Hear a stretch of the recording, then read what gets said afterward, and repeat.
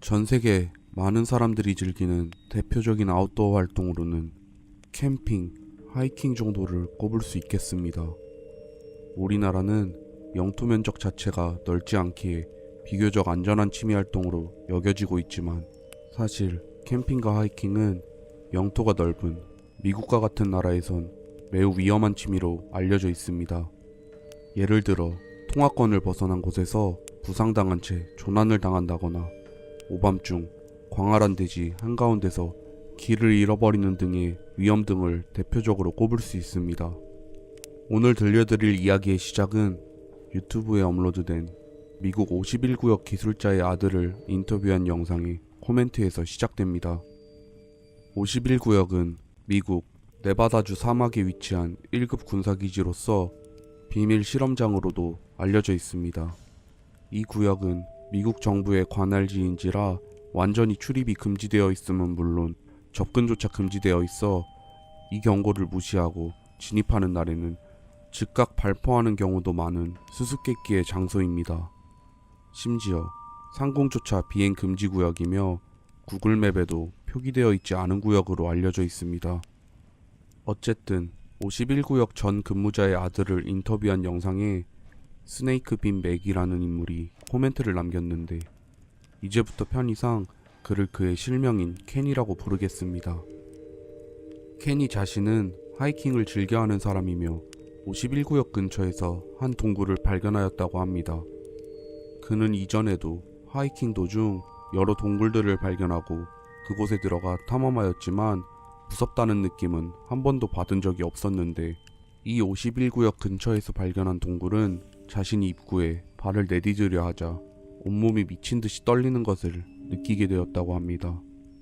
동굴 입구에 발을 더 내디뎌 봤지만 그 떨림이 점점 커지기 시작했으며 자신의 몸에선 그곳에 들어가지 말라는 위험 신호를 끊임없이 보냈기에 차마 그곳에 들어갈 수 없었다는 내용이었습니다. 곧이어 케니의 코멘트는 많은 사람들의 이목을 끌게 되었지만 대부분은 케니가 거짓말을 지어내고 있다는 조롱식의 댓글들을 남기며 그를 놀렸습니다. 그는 이러한 댓글들을 단 사람들을 향해 자신은 여지껏 살아오며 보통 사람들이 한 발짝 내딛기도 무서워하는 곳들을 하이킹을 즐겼으며 앞서 말했듯이 하이킹 도중 발견한 동굴 속을 탐사한 적 또한 여러 번 있었다고 합니다. 자신에게 맹독을 지닌 사나운 방울뱀은 귀여운 애완동물 정도로 느껴질 정도로 담력이 세지만 이번 51구역 주변에서 발견했던 그 동굴은 태어나 처음 느껴보는 다른 차원의 두려움이었다고 밝힙니다. 이러한 공포를 느꼈던 케니임에도 그는 다시 한번 그 동굴에 들어가 보려는 시도를 할 준비 중이라는 말 또한 남기게 됩니다. 이후 케니의 유튜브 채널엔 당시 그가 하이킹하던 51구역 주변 사막과 동굴의 위치를 추리하는 21분 길이의 다큐멘터리 영상이 업로드됩니다. 영상이 너무 긴 탓에 중요한 부분들만 포함하여 요약해드리면 케니는 사막과 전혀 어울리지 않는 곳에서 거북이는 발견했지만 정작 자신을 공포에 빠뜨린 정체불명의 동굴은 원래 있어야 할 위치에서 감쪽같이 사라졌으며 그 근방 어디에서도 찾아볼 수가 없었다는 내용입니다. 이후 51구역 주변 동굴 탐사 계획에 관한 새로운 소식을 알리는 케니. 이번 주말에 51구역 주변에서 3일 정도 머무르며 하이킹을 할 계획이야. 내가 처음 그 동굴을 발견했다고 생각되는 장소 근방 65km 반경 또한 전부 돌아볼 생각이야. 혹시나 해서 하는 말인데 함께 가고 싶다는 말은 다시 넣어뒀으면 좋겠어. 나의 하이킹은 너희가 생각하는 그런 소꿉장난이 아니야. 한 번 다녀오면 발톱 한두 개는 항상 빠져있고 몸무게는 6kg 정도 줄어있으며 몸이 원상태로 회복되기 위해선 3일 정도 연장으로 누워있어야 할 정도로 격한 활동이야. 51구역 근방에는 수많은 동굴들이 존재하기 때문에 내가 말했던 그 동굴을 다시 찾을 수 있을지 장담은 못할 것 같아. 살면서 수백 개, 아니 수천 개의 동굴을 들어가 본 나지만 들어가기도 전에 나를 공포에 휩싸이게 한 동굴은 그 동굴 하나뿐이었어. 무엇이 나를 그렇게 만들었는지 알아내기 위해서라도 꼭 그 동굴을 찾아야만 해. 그렇게 2014년 11월 10일 케니는 그 동굴을 찾아 51구역 주변 사막으로 다시 한번 하이킹을 떠나게 됩니다. 그리고 그날 이후 오늘날까지 케니는 행방불명인 상태에 놓여지게 됩니다. 그가 실종된 이후 수많은 사람들이 그가 업로드한 영상에 코멘트를 남겼으며 엄청난 이슈거리가 되고 있을 쯤 케니의 여자친구가 글 하나를 남기게 됩니다. 안녕 모두들, 나는 이 다큐멘터리 영상에서 케니가 언급한 자신의 여자친구 본인이야. 우리는 네바다 사막의 아름다운 곳들을 함께 탐험하곤 했었어. 거리는 평균적으로 8시간에서 9시간 코스의 장거리였고 광활한 사막의 아름다운 장면들을 사진에 담기도 했었어. 11월 10일 그가 실종되던 날 밤 그는 51구역 주변 사막으로 하이킹을 떠난다는 말을 남긴 채 12월 10일이 된 오늘날까지도 돌아오지 않은 상태야. 나는 이후 경찰에 실종 신고를 했고 경찰들의 대대적인 수색 작업에도 불구하고 케니를 찾을 순 없었어. 여기 수많은 사람들이 그의 행방에 대해 궁금해하는 것 같아서 글을 남기게 되었어. 아, 그리고 그가 하이킹을 떠나기 전 제임스라는 이름을 쓰는 유저가 GPS를 가지고 가라는 충고를 한 코멘트를 나도 보았는데 이것에 대해서는 매우 고맙게 생각하고 있어. 아쉽게도 그는 GPS를 사용하길 원치 않았어. 케니는 자신의 위치를 누구에게도 알리지 않고 자유롭게 탐험하기를 원하는 부류의 사람이었거든. 나는 지금 케니가 너무나도 그리워. 그리고 혹시 너희 주변에 혼자 하이킹을 다니는 사람들이 있다면 그들에게 하이킹을 가기 전 GPS 장치를 챙겨가라는 충고를 꼭 해줬으면 좋겠어. 계속되는 경찰들의 수색 작업에도 케니를 발견할 순 없었지만 어느 오래된 탄강 근처에서 그의 부셔진 핸드폰은 발견되게 됩니다. 추후 수색팀이 해당 탄강 안 구석구석을 수색 작업을 펼쳤지만 탄강 어디에서도 케니의 모습은 발견할 수 없었습니다.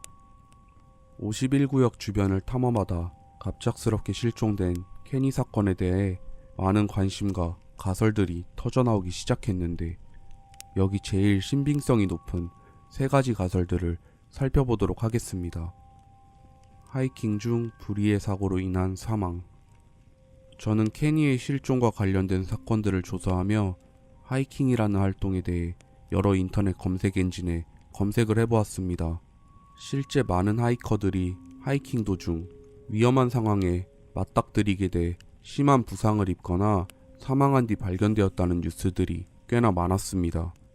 케니는 특히 하이킹을 하는 도중 자신의 안전을 그리 신경 쓰지 않는 하이커임을 알 수 있는데 그가 업로드한 영상에서 그는 자신이 하이킹을 갈 때 이동을 원활히 하기 위해 극소량의 음식과 물만 챙겨가며 나침판이나 GPS도 없이 황량한 사막을 탐험하는 것을 즐긴다고 말했습니다.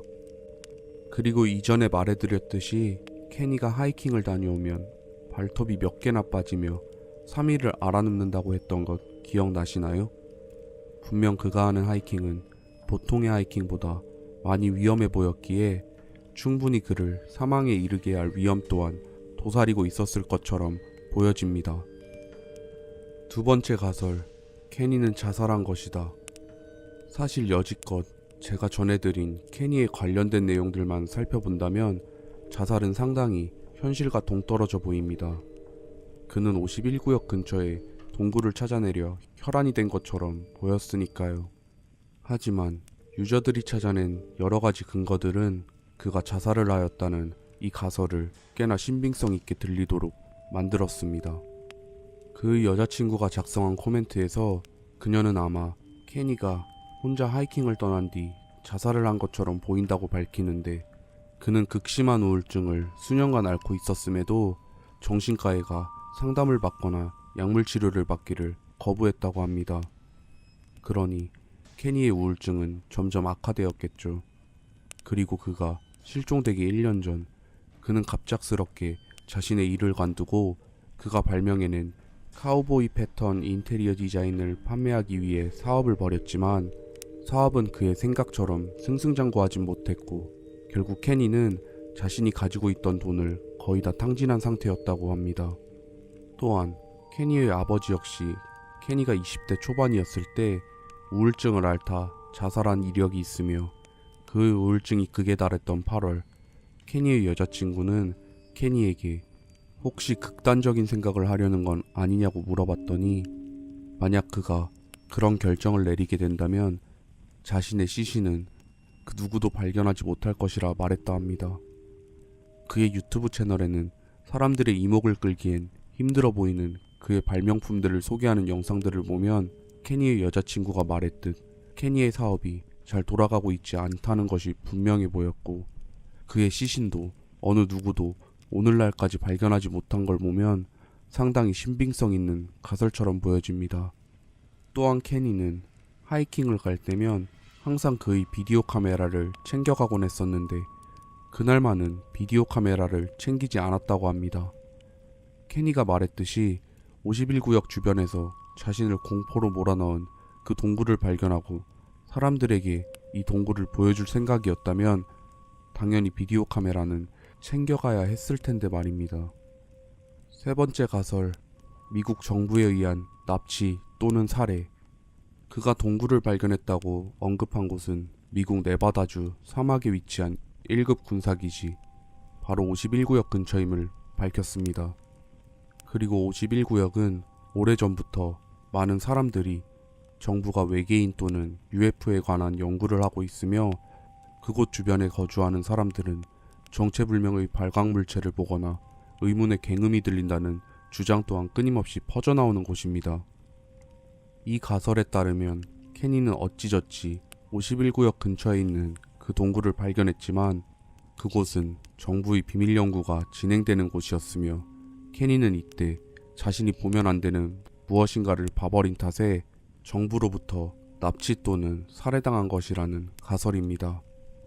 그 동굴이 정부가 비밀 연구를 하는 곳이라는 것을 뒷받침하는 근거로 사람들은 케니가 언급했던 엄청난 떨림을 근거로 두고 있는데, 케니가 느꼈던 떨림은 외부인의 접근이 금지된 곳에 정부가 초저주파 불가청음을 발사하여 외부인이 그곳에 들어가기를 거부하게 만든다는 주장을 펼쳤으며, 실제 파퓰러 사이언스라는 저널에선 자신들이 실험을 해본 결과 초저주파 불가청음은 실제로 사람을 엄청난 공포에 질리게 하며 몸도 떨리게 만든다는 사실을 밝히게 됩니다.